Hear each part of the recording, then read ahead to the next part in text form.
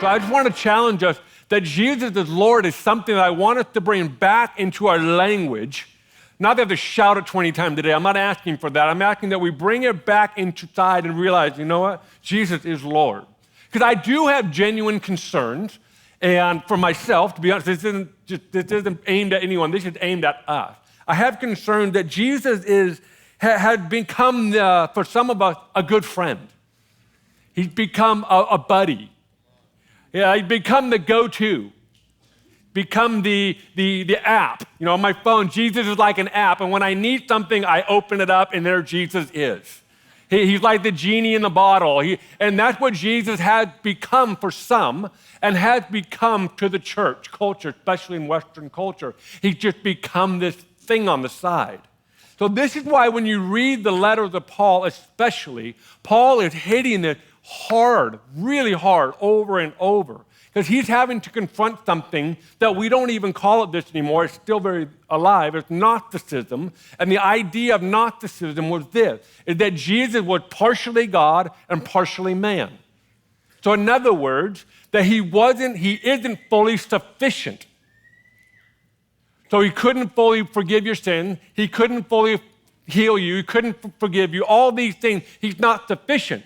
So Paul would teach the gospel of grace, the gospel that Jesus is fully sufficient, and then he'd come back to that church years later and find out that someone got in and implanted a seed that Jesus is not fully sufficient. So what was happening is Jesus would start their faith, as Philippians says, he began a good work in you, and then the church, the believer, took on the responsibility to finish their faith, which ain't gonna work. He is the author and the finisher of our faith, and everything in between. He writes the story. So to say Jesus is Lord, it doesn't mean Jesus is on the side when you need him. And in Philippians, Paul used the word content. He said, I am content in all things.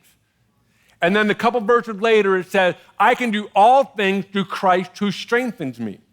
Now, we use that verse all the time, and we should. It's one of those verses I say it's a universal verse. Say that 10 times really fast, see what happens.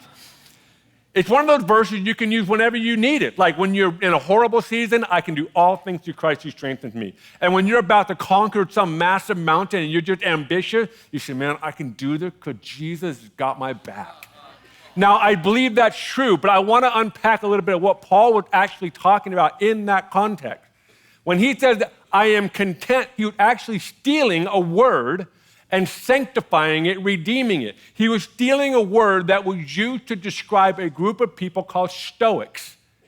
And the Stoic, it was a certain type of person. They were looked at, they are fully self-sufficient, which means they don't need anything, they're fine by themselves.